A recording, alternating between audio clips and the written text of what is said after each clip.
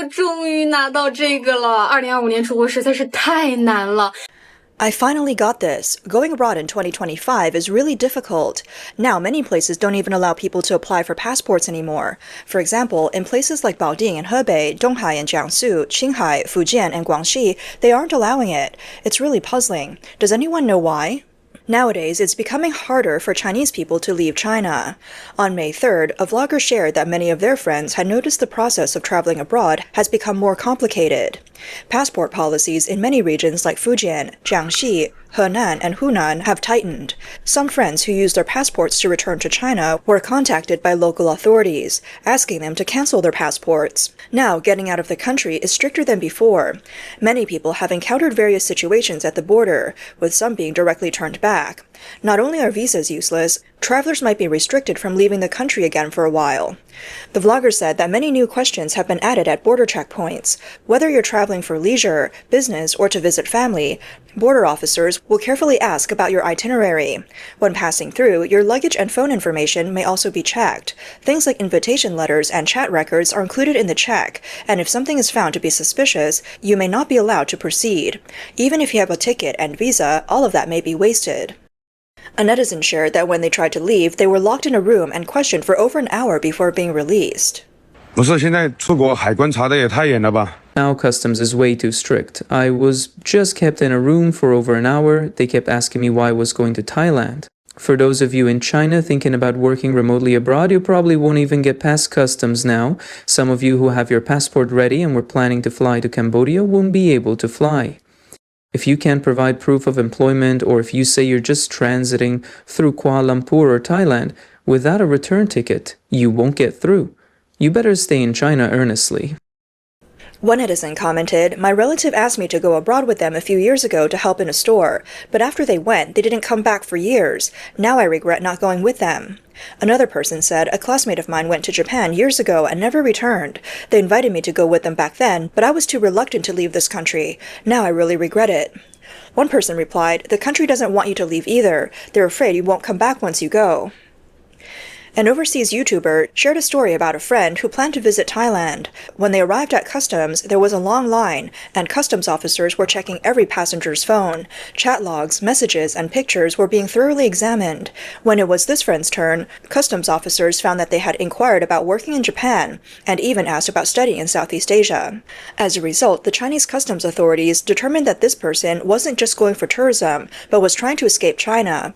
So customs immediately detained them and denied their request to leave the country.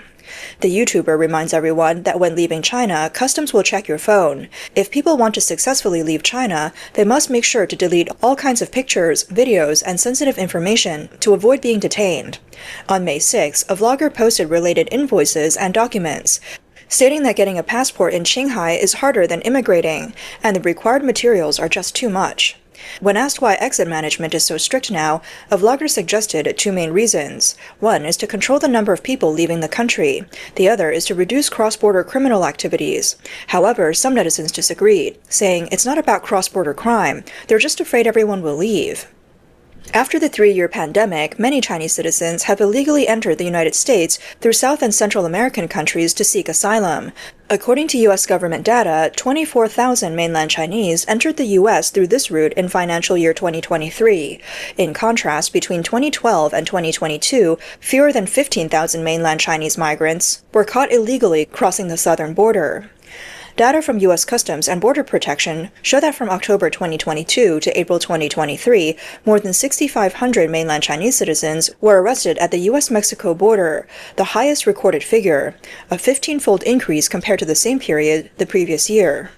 Among those crossing the U.S.-Mexico border in recent years were many professionals from various industries. They earned well in China and held enviable social positions, yet they chose to leave their homeland, primarily due to oppression from the Chinese Communist Party.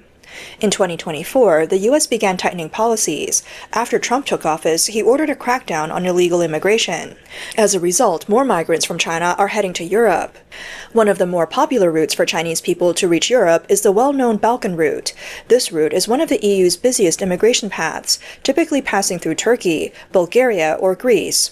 While it's famous for its sea route, the name also suggests irregular overland and sea routes.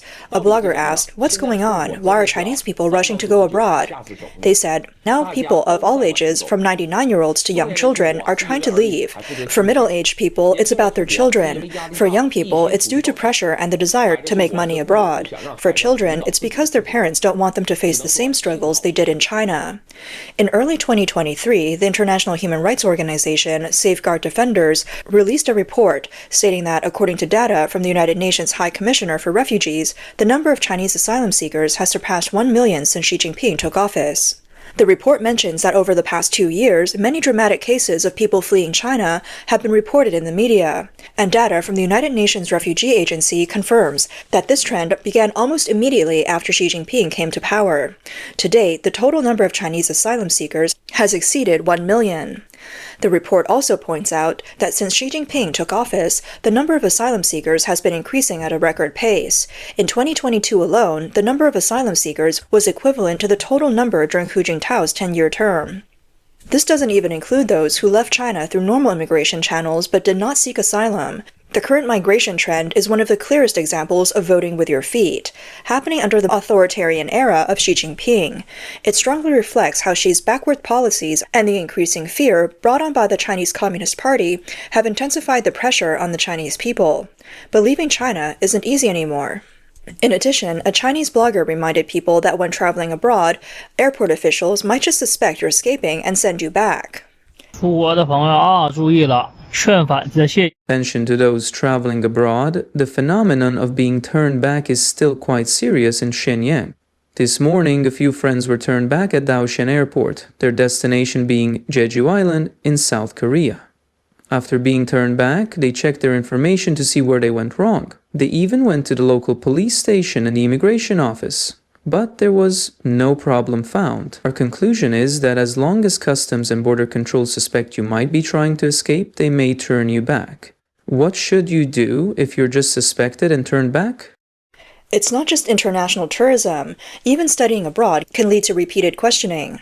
On April 15th, a blogger shared that a student heading to Japan was questioned for a long time at the border. 就在刚刚学生在过国内边检的时候 Just now, a student was questioned for 50 minutes at the domestic border check. They even checked his phone, chat records, photos, etc. If they find anything wrong, they will use the reason that your purpose of going to Japan is not pure to deny your departure, so everyone must pay attention.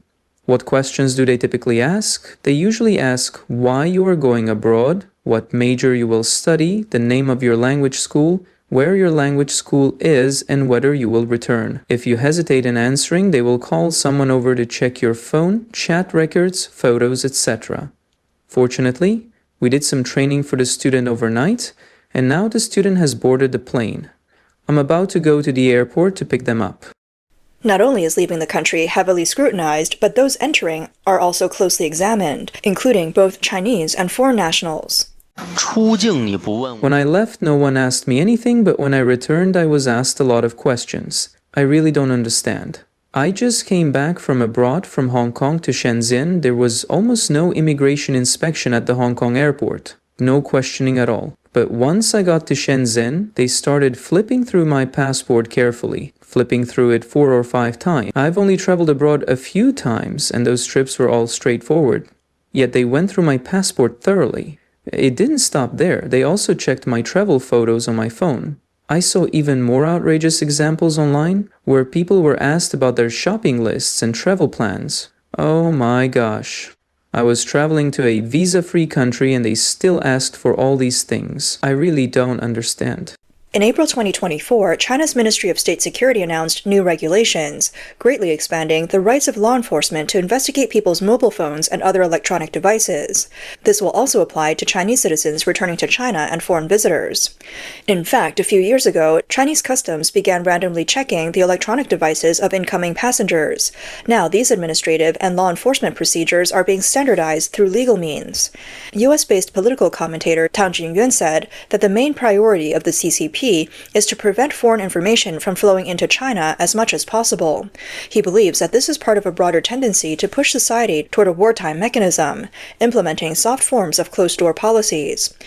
Chen Daoyin, an independent political scholar living in Chile, explained that China's law enforcement practices have always been region-specific. It focuses on key individuals and areas. For example, individuals from active human rights groups in Japan, the United States, and Europe, such as those involved with Xinjiang independence, Tibetan independence, or Falun Gong, are likely to be treated as key targets for scrutiny.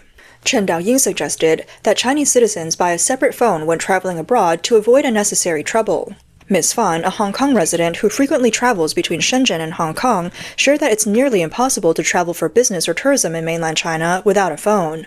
She mentioned, "The reason why you can't be without a phone in China is that all the payment apps are on it. Without a phone, you won't be able to do anything. I told my friends, never think about going without your phone. The authorities will question how you plan to make payments. Of course, if my phone has a lot of politically sensitive content, I'll bring a different phone when I go to China." After 3 years of the pandemic, in 2023, the CCP reopened its borders. However, the restrictions on government officials and employees of state-owned enterprises have increased. Apart from stricter custom checks upon departure, the most common issue is the tightening of passport issuance. In 2023, according to Reuters, since 2021, at least 10 current and former government officials said the government's restrictions on them had expanded.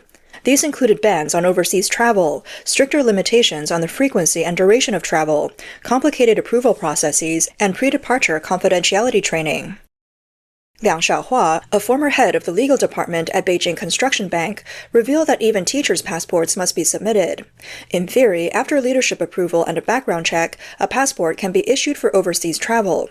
But now, leaders are unwilling to take on the responsibility, making it almost impossible to go abroad. Liu Shaochun, a former deputy director of the Forestry Bureau in Junshan District, Hunan Province, stated that in 2015, he was required to turn in his personal passport. He said, collecting passports from officials at the department level and above to restrict their overseas travel began in 2014. Then it expanded to include science and technology officials, followed by officials below the department level. Later, it extended to anyone on government payroll, including doctors, teachers, village committee heads, and even those who are not considered officials or civil servants. All of their passports were also collected. A June 6, 2024 report by the Beijing-friendly Hong Kong media South China Morning Post said that despite the gradual reopening of the country after the pandemic, the authorities continue to tighten controls on the overseas travel of public sector employees and state-owned enterprise staff. The scope of this control has expanded to include not only nearly all public officials, but also most employees in state-owned enterprises and financial sectors, as well as leaders of schools and hospitals. Chinese issues expert Yue Shan stated that the CCP has traditionally had stricter controls on outgoing travel, mainly to prevent dissidents from seeking freedom abroad and to stop officials from potentially fleeing. The recent escalation of travel restrictions could be related to the CIA's release of 2 videos in Mandarin, openly attempting to recruit CCP officials to defect. The CIA's videos aim to recruit Chinese dissidents, including high-end and grassroots officials dissatisfied with the CCP. Former Chinese media figure Zhao Lanjian believes that the most likely group of CP officials to respond to the CIA's calls would be these 4 categories. 1. Those who once held high positions but have since been sidelined due to internal power struggles. These individuals possess classified information and may choose to trade that information for freedom. 2. Young technical staff in the technology and data departments. This group tends to have strong language skills, access to external information, and a clear understanding of the gap between party propaganda and reality. They see the dark side of the system through their work on internet censorship, AI surveillance, and digital identity systems. They may not be fooled by slogans, but could be awakened by their conscience. 3. CCP diplomats stationed abroad and senior managers of state-owned enterprises. Having lived abroad for a long time, they have developed international values, witnessed the collapse of China's international image, and are concerned about their personal property and safety. These individuals are likely to defect to the West, knowing that returning to China may lead to the loss of both wealth and security. 4. Internal control personnel from the police, national security, and disciplinary inspection systems. These individuals have been involved in political purges, secret detentions, and even torture, and while they may seem emotionless, they're not completely indifferent. Once given the chance to break free from control, they could become whistleblowers. Analysts believe that the CCP may increase its surveillance of individuals within the system who could potentially flee China and seek freedom, making outbound controls even stricter in the future. Independent political political scholar Chen Daoyin, who lives in Chile, commented that the stronger the regime's sense of crisis, the stronger its desire for control. Chinese issue expert Wang He believes that the greater the CCP's sense of crisis, the more it will tighten control, leading to worse outcomes. It's not just ordinary people criticizing the CCP now. CCP officials also commonly have an apocalyptic mindset. They all know the regime could collapse at any time and don't want to be tied to it.